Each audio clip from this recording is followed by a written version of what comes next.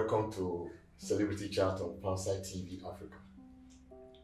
Today we have a very, very special guest in the house.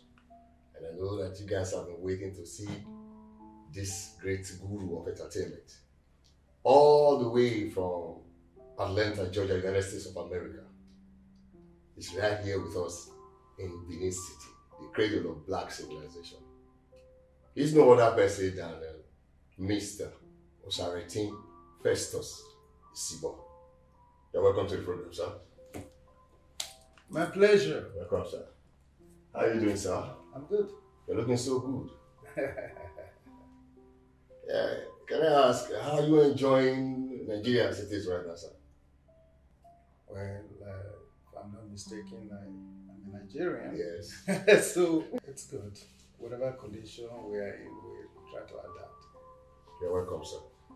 Thank you. Sir, your name rings the bell. So I think Festus Isibor, by the reason of your investment in this part, Deep End Entertainment. One would want to know the passion behind the drive, to make entertainment worth it in this part of the world, sir. Well, it's something that I've always wanted to do. Growing up, I started working for the Nigerian television here in Benin.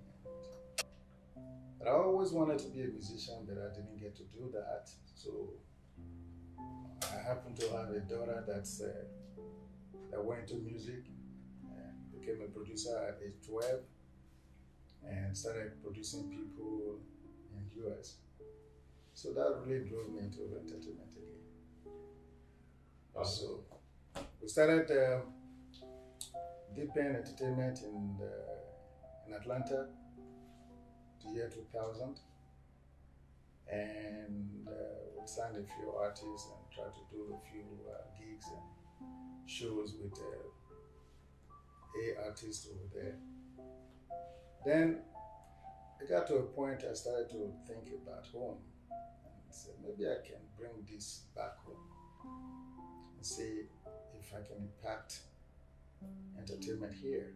So it's become a task now to bring back entertainment to Edo State. Yes.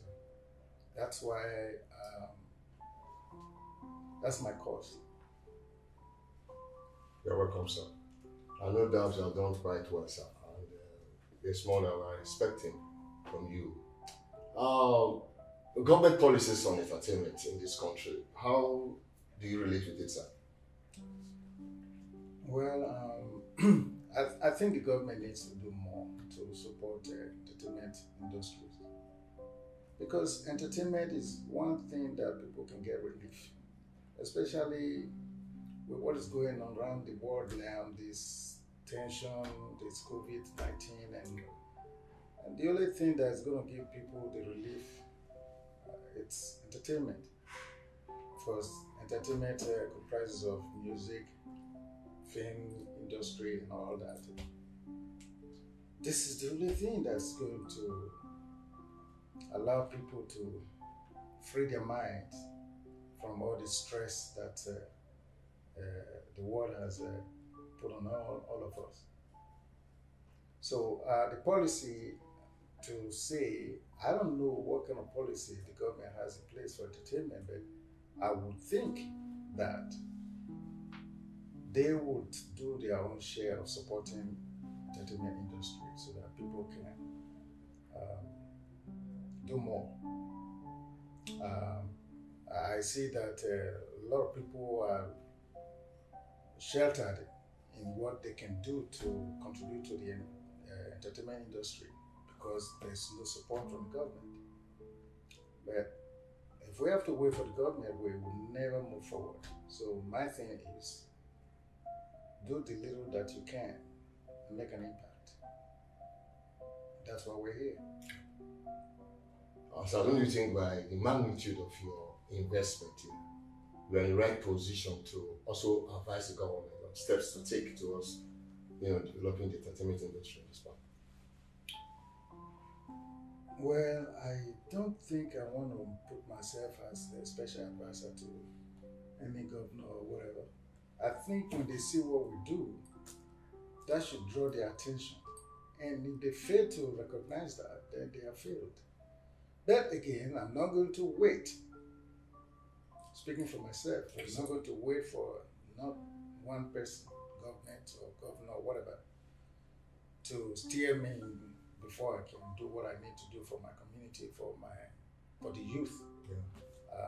I grew up in this town, and I know what it was. So it's a pleasure for me now to return back and to do this and provide platforms for different entertainment levels. So I'm just glad to do it. Okay. There's no doubt that working in the US as an entertainer and working in the there's a great disparity, great difference. So I want to ask, what are the challenges you face working in this part, especially in the Benin City? Well, let's start from one. In any business that you try to do here in Nigeria, the energy problem that we have here, our failure here and there, in very, very short time, we might be experiencing a blackout, and that might stop this program and we have to restart. So, but let's hope that that doesn't happen, because you can never predict. That's true. Okay, that's one part that it's impairing this entertainment industry. Another thing is finance. Over there it's quite different. A few times that I've shot some movies over here, and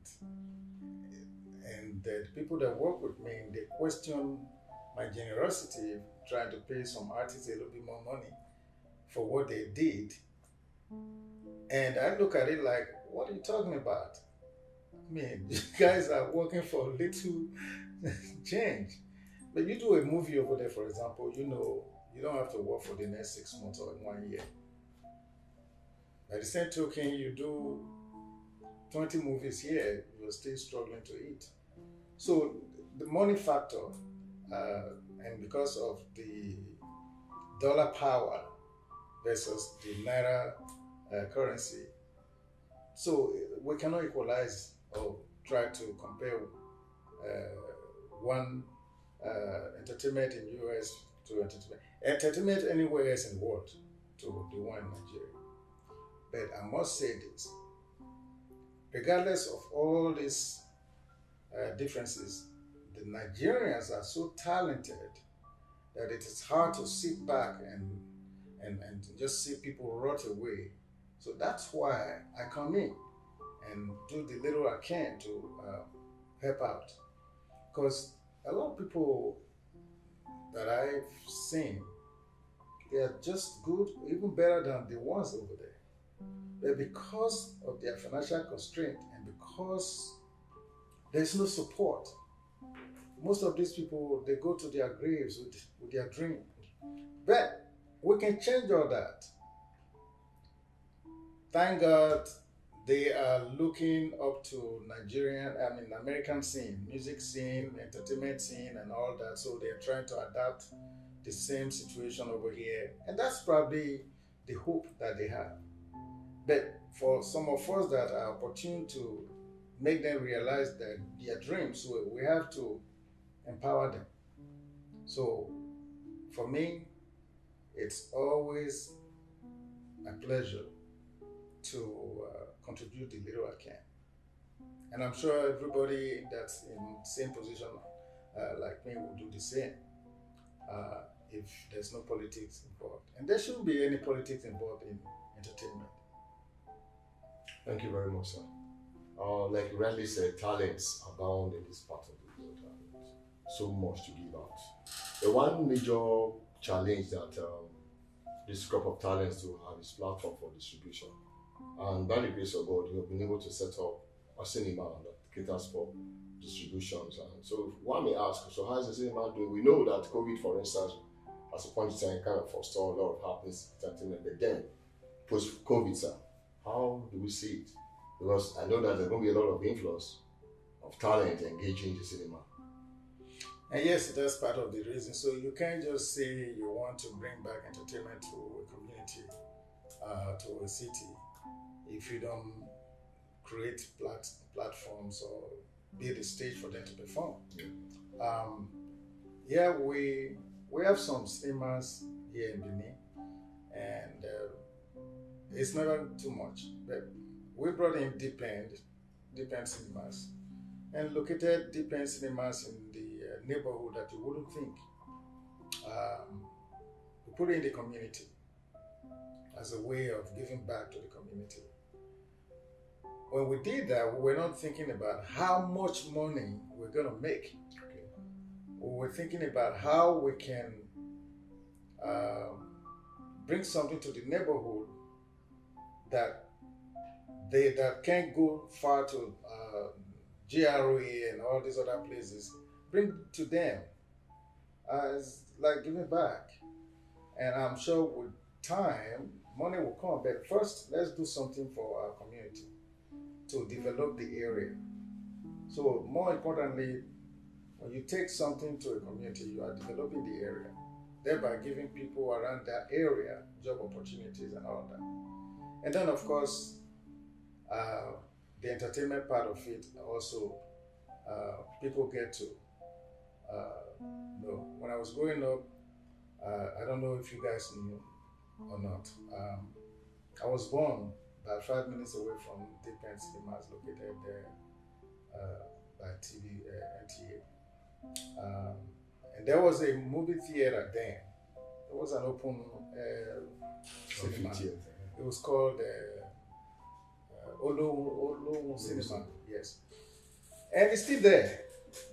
But, you know, at that time, that's where we go and climb trees and try to see the screen. So when I thought about opening up a cinema, I said I would take it back to that same neighborhood because they had forgotten about that situation. Younger folks didn't know that there was a cinema on where they before, but now we have a Deep End cinema right there, close proximity. So yeah, we have to do things that makes you happy, and then you look around and say, okay, yes, I've done this for my people, and you get a feeling of, oh wow, I was able to come back and do it. That's interesting, sir. The dynamism of life is affecting everything that we see these days. Like it's dynamic, changes are coming. And no doubt, technology has affected the entertainment industry, sir. Futuristically, sir, how do you see it? You know, maybe 10 years, 5 years from now. Well, the way I am envisaging this whole situation with the way social media is taking over everything, I'm thinking maybe someday will come. We may not need to go to the movie theaters. We may not even need to watch TV. We might just, our palm might become our screen. So we can subscribe to any movies and anything. So that's what I would think. That's what I would think. There was a time that it was black and white, and then it became color television and all that. Now we're now talking about 8K, 12K screens. So, and all the things that's happening all over the world right now, the Black Lives Matter and the killings of blacks in US and all that, and the whole world is rioting and protesting. This would have not happened if not for social media. There were things that happened before when police killed people and nobody knew about it, and if they knew about it, they twisted the case and nobody said anything. But so the same way entertainment is going to go. Right now we're in the world of VR. It's moving from direct, the standard pictures to VR pictures, virtual reality. So you'd see things are changing, and I will hope in the next 10 years we would eliminate a whole lot of equipment For example, you know, to shoot a 4K movie, then you have to rent a very big cameras and so much red was top of it. And now you have just Sony camera, Canon doing a handheld little 4K camera now shooting major movies. So things are changing. There's no doubt. But we must change with time. That's the question, sir. Are we prepared? Are we positioned for this eventual change? Well, the company that I run is one of those companies that we try to be a step ahead at all times. And Deep End Entertainment, what we've done is we see what's going on in the outside world, the Western world, and we try to bring it to the community here in Nigeria and try to be a model for the rest to follow. And we've been doing that. We'll do more as long as there's more technology. We'll try to bite off it. Thank you very much, sir. Our base here, locally, we're from Benin Extraction, popular Benin Kingdom all over the world. So I want to ask, being attached, emotionally attached to my people, where I came from too, sir, and we're also part of this, kingdom. What are we doing to push our culture? Because the culture that we have can sell anywhere in the entire world. Yes, and most of these things we're talking about, trying to revitalize our culture and promote our heritage, and it's going to happen when we start doing some epic productions and all that to depict and to enlighten the whole world where we're from. Benin Kingdom is one of the greatest kingdoms. All right, but we're moving from the traditional pictures now to the VR world. So what I'm trying to propose, or what I'm working on before this COVID-19 erupted, was to find a way how to do some epic production on our history. The kingdom, the main kingdom, historic production that goes into VR that we can distribute as well. Yeah. Like the Chinese monopolize all these things. If they are not rocket scientists, we can do the same. So we just have to engage young men and women that are ready to explore and get them trained so that we can start doing those kind of production. I have somebody in my organization, his name is Omo, and there's other one, Blessed, and a whole lot of other ones over there that are really dying to lay their hands on this equipment so that we can start doing futuristic productions. And I think we will get there. When you start something, first it takes a little drag, but eventually you get there. So that's the future, to be able to put Benin Kingdom on the map. It's already on the map, but we have to edge it out and with a twist. Step outside the box and go into VR, because right now, that's the trending thing. You can tell your story, how those moonlit dances in the past and all that we are almost forgotten. We can revitalize, bring those things back, but put it in such a way that when people are watching it, they are in it themselves. That's the world of virtual reality. And that's where we should be pursuing with anything that we're doing.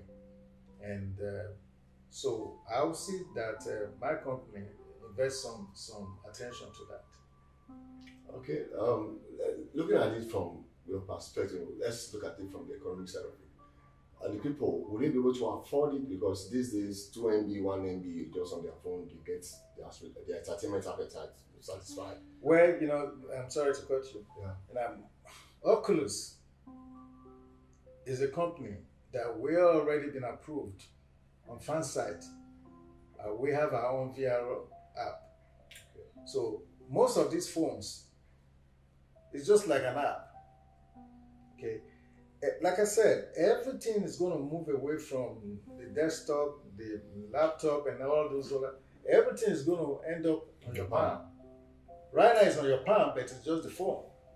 But eventually you'll do away with all these gadgets, and you have chips implanted in you, and you push a button or fold your or clench your fist, and your palm comes on. So these are the kind of things we should be working towards. So basically, economic aspect of it, a time will come that this data we are buying, we won't be buying from MTN, we won't be buying from Globe. We will have our own database in cloud, and we'll be subscribing directly. The time will come, satellites will be, it's just like when you were growing up, you hardly have somebody that own a car in the entire street. Okay, now everybody own a car. So what I'm saying is, a time will come, we won't have problem. Nigeria will get better. We won't have to buy calling cards, recharge card. It will be done normally like every other normal country.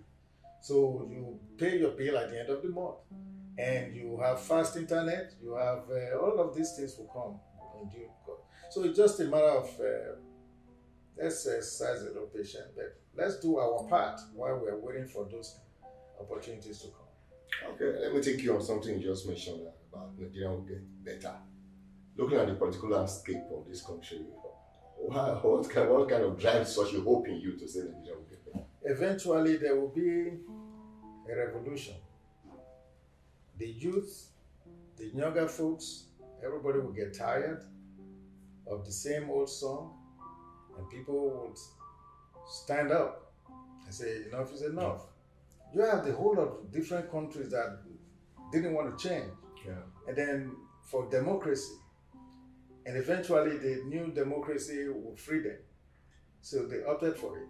Yeah. And now you can see things that are happening. I was just watching something the other day in Saudi Arabia. You couldn't go there and do certain things before. Yeah. But they can now get people to come and do certain things and expose themselves and all that. So things are going to change. Nigeria is being run by a leader that has no idea of what the future is. So of course, because of their greedy, selfish aspiration, they see what's supposed to be, but they choose not to see because, leadership. So we have good leadership. Just one day, there will be one good leadership that will come and just revolutionize the whole Nigeria, and you'll say, wow, we didn't know this could happen. It's just like what happened in Benin, in Edo State, with the present governor. There was a time when I was building the cinema over there and building some other properties, and we couldn't work because the youth intercepted and seized everything. We had to settle them, but you don't have to do that today. That's leadership. So eventually, it will get to a point where we have a good leader that understands governance and that would flip this whole coin to a better future. Thank you, sir. Mm-hmm. Our hope is to see a better Nigeria, hopefully in our time. Hopefully in our time. Well, viewers, we've been on to Celebrity Chat with Mr. Festus Isibor. Are you in a Edo State and desire a place serene enough for fun with friends and family? Well, it is time to have fun at Deep End Fun House. Disneyland is replicated here. Deep End Fun House, Benin City has lots of fun games, rides and entertainment for you. Come and experience our virtual reality games, 9D, 5D, Space Shuttle, Spacewalk, kiddie cinemas, electric train, bouncing castles, bumper cars, table tennis and lots more. You can also have have a taste of our delicious food, snacks and ice cream at Christie's Eatery. So come experience ultimate fun with your children, family and friends at Deep End Fun House, located at number 13 Nusayaba Street, opposite NTA TV Road, Benin City, or call us on 070-683-03893 or 080-611-20620. Deep End Fun House, a place of fun and laughter. No, one thing I hate in this life is the people I protect turning around to stop me.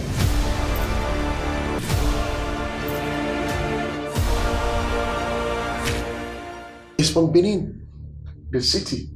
He's also a very fast runner. Your mom never wanted me to do this before she passed away. I think I will be now.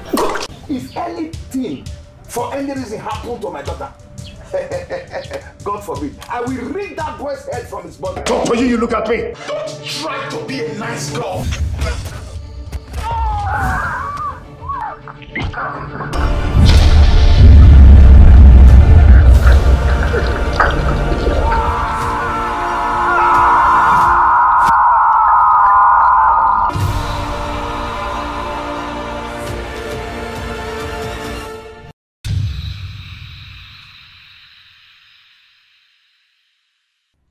Welcome back. All right, sir. It's good to have you. You're looking young and sporty and alive. So, can you tell us the secret? I don't know. I think when you try to live good and stay focused on stress and all that, you free your mind. I don't let anything bother me, even if we're going through some serious challenges. We don't sit up and say, hey, listen, we've seen other people that's done worse things, and so we gotta move on. And that's the spirit. And then, of course, eating healthy, and that's another thing. When you know something's gonna hurt you, stay away from it. So, and maybe our DNA, we don't know. I don't know, but I think we just have to. If you want to look old, you look old. If you want to look young, you control your destiny when it comes to that. Whatever you do to get yourself looking good, you do. Like you are looking so good. So that's that. Thank you, sir. So I've seen you because of your work, because of movie production. I've seen you direct movies. I've seen you done a lot. There's one striking thing I see about you is your artistic directing. You are very, very detailed when it comes to artistic directing, sir. Can you just tell us a little bit of your idea about directing? My thing is, anything that I do, you have to be different. We have to be different in what we do. We cannot continue to do the same thing. And that's what I try to incorporate and teach, let my folks know. That sometimes, depending on the story that you are trying to portray, sometimes we have to cut through the chases and invent, and be creative. Because creativity is what is going to make you different from the other one. If you're doing the same thing that the other person did, then it becomes a monotony. It's something that, oh, wow, I've seen that before. Oh, the same way, now what distinguishes you from that person? Nothing. So when you think of production, first thing you want to do is say, I want to be different. I want this to be different. There was a movie that one of my directors did a while ago. It was called Forbidden Cave. He stepped outside the box, his comfort zone, and did something totally different. And you can tell that was different. So what we all should do is start looking at representing drama in the true sense. If it's on the screen or on the stage, it has to be a true representation. But the way you flip it is how you come about it.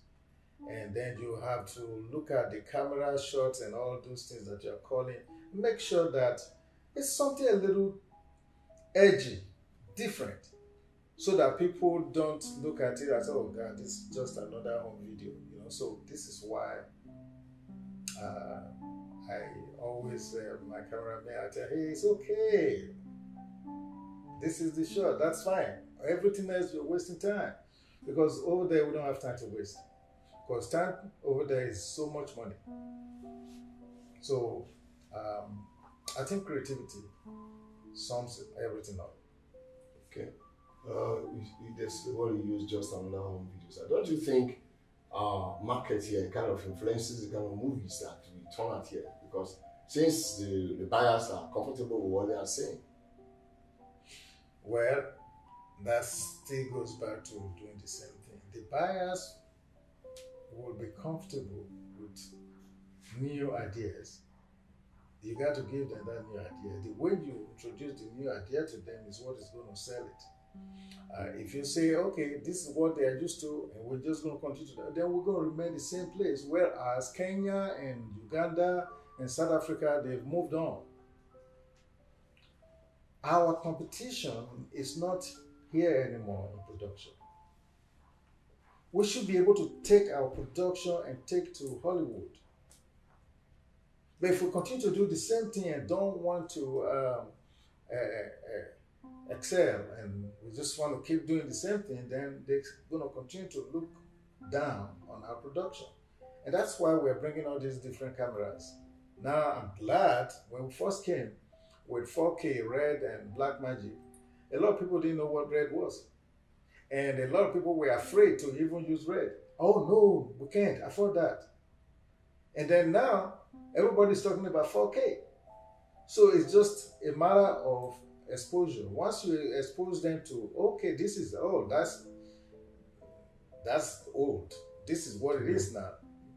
They flow with time. I tell you one thing with Nigerians. Nigerians they like good things. And they like to flex. That's true. So you have to put them on that scene in order for them to do that. So to do that, we have to introduce them gradually into, hey, this is what we used to, but this is the new age. And to prove that, we have a place called Deep End Fun House. And you see all these people from different villages, they are coming, sitting on the VR machines, and they are enjoying it. And they now can't compare my place with other places in town. They say, hey, these people don't even have this, so that's the attraction. Yeah. So we have to look at life and say, do we want to live the same life that our great-grandfather lived, or we're going to speed it up? So that's how we can influence this market. And you're already doing that. I am on Fanside TV Africa. 5 years ago, there was no Fanside TV Africa. There was no such thing as social media taking over. So this is the beginning. Now you see market women have WhatsApp on their phone, and they have Instagram account, Facebook, and now where they eat it by, they post it on Instagram. So these things, you see, the same people that are glued to this home video, they've moved on. But we're still thinking that, oh, those are the things that they would bet. They've moved on beyond us. So we need now to catch up with them with the new adventure. Well, way of contrasting what you just said. One popular filmmaker in this country, in Hollywood, I don't want to mention names, was saying that the world bought into was the way we tell our stories from this part. So what the world bought into from concerning Hollywood is the way we tell our stories, the way we package our stories. Now, if we are, ever since they tried to bring in what they call the new Nollywood, that our market has declined. What do you have to say to that? Well, I'm not aware of that because but the way I see it is how did you try to flip the coin? The way you present it to the outside world. That's how they're going to receive you. You can't just come up with an idea. And you know, like for example, most of the stories that I try to watch some of this, and they give you a title, and they open up the scene, you already know how it's going to end. That's what I'm hearing from everywhere, all over the world. That the problem with Nigerian movies, home videos, you can tell exactly what's going to happen. From the beginning. Yeah, from the beginning. You already know, okay, all right, he's going to spit on him and the other person will slap him. And they will actually do it that way. So basically, that's why I said the way you flip the coin, the way you present it to these people is how they're going to gravitate and say, we embrace this. But if you do something totally different, that make them say, wow, they could do that? That wow is what is going to draw everybody in. But whoever the director or the person making the movie that you don't have a name for, that's his own opinion. Because my thing is, just because of that, we cannot say we're going to stop what we intend to do now, because that's how people are viewing it. So we still got to push. We still got to push. Yeah. That's what democracy is all about. Yeah, change. Another thing you said about concerning people understanding our story from the beginning, even before the caption rules, already understanding how the story is going to look like. So don't you think that could be attributed to the fact that you understand a particular culture and how things work in that culture? So if you're telling a story from that culture, then maybe, okay, in the Benin culture, you marry a wife, you marry a second wife, the second one begin to hunt the children of the first one, and I think that's the story. People can easily understand, okay, this is how it's going to end at the end of the day. Don't think that is the understanding of the culture is responsible for us having an idea of how the story is going to end at the end of the day? I don't think it's the culture. I just think it's the mindset of the people. It's not the culture. Okay. We have so many different cultures in this studio. Yeah. But because we come from the same zone, everybody will just classify, yeah, they are all Beninese, or they are all Asians, or whatever. Culture is different from one person to another, even if you are from the same parents, because it's the mindset. I can decide that I will wear a baseball hat on Agbada. It becomes the norms. It becomes the mindset. And somebody might see that, oh, wow, look at what he wore. I like that. And they go to the shop, start shopping. They want to look like that. So this is the mindset. So, but what I'm saying to you is this. We're doing good in Nigeria now. We're doing a lot better than we were 3, 4, 5 years ago. And you know that. You're a filmmaker as well. So there are certain things we are doing these days that we go back and say, God, how did we were really doing that? What kind of production was that? So with time, things are going to change. But to change drastically, it's not going to happen, because to do that, then you're going to need the masses to all operate at the same time. But if it's an individual effort, it's going to take time. But that shouldn't stop us from making the effort. Thank you very much, sir. You are known to create stars rather than use ready-made stars. Other film producers in this part of the world say it doesn't make any economic sense. Spending more money in bringing somebody from the blues, you want to make the person big. When there are stars that are already made, you can just put them on your film and the whole world will embrace them. So I want to inform that idea. Yeah. Those kind of people are failures. Okay. Yeah. It's not about. See, when you look at talents that are dying, and you are able to root them back up and say, no, you are not going to die. You have a chance. That should be your ultimate satisfaction in life, that you were able to do that. I always tell my people, I say, oh, well, we can just bring this and you make a whole lot of money. I say, it's not the money. You can be that star. You yourself telling me, talking to me. You can be that star that's already made it. But you will never be that star if that star that's already made it is who we continue to use over and over again. Then what's happening to you? Are you dead? No. Good. So, by giving you the chance to be another star and then grab somebody else, make that person another star. Now, we're having more stars. A time will come, all these other stars, they will die one by one. What's going to happen? You're going to wake them up from their grave and say, hey, listen, I have a role for you. So we have to develop new stars. And that's the purpose. That's why I'm here. You know, my production does not have major cast. In most cases, I cast with my employees, play roles. If the movie flies, it flies. Then they get to know you, that you're an actor, that you can do it. It's not about putting Genevieve in your movie, then your movie is going to succeed. It's not about that. But see, for me, I can understand the marketers that's funding these filmmakers' production. To me, I'm having fun. So far, so good. I think I've not had to go to any marketer to fund me. No. So if I'm able to do it myself, who is going to control me and who I use in my movie?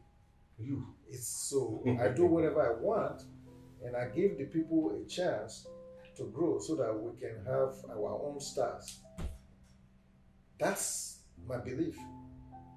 Because we continue to go outside the community, outside the state, outside our city, to bring people to come and take from us, and then we leave our people here with nothing.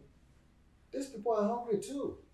Why not feed us? It's so when they are all full, everybody is full, and there's a spillover, then we can go out there and say, hey, listen, if you want, come take over, because we got it. But more importantly, I'd rather deal with my people, give them an opportunity to become who they want to become, than to go back to the people that already made it and still giving them and while my people are suffering. Thank you very much, sir. It's been a pleasure having you on this program. I know that time is not only on our side of the program like this, but we want you to give us last words of encouragement to would-be filmmakers, be investors into the entertainment industry, and let them know what it takes, how they can come in, how they fit in, and their contributions to make it work in this process. Okay. My thing is, all the filmmakers, they really need to come together and speak with one voice. Those that wants to work with Deep End, like I've always said, Deep End is not a competition. Deep End is just another platform for everybody to come. We all do things together, support one another. And that's how we're going to uplift the entertainment industry here in our state. There's a whole lot of talented directors, Benin filmmakers and all that. And at the time I started to think maybe we should have our own cable channel. I have not ruled that out. We'll see how it goes, but that's really what I'm fighting for. If we can have our own cable channel, and then all the filmmakers, we can also have our own Benin Africa Magic channel, you know, so we can showcase, because when you do stuff and you don't have a place to showcase, your morale is diminished.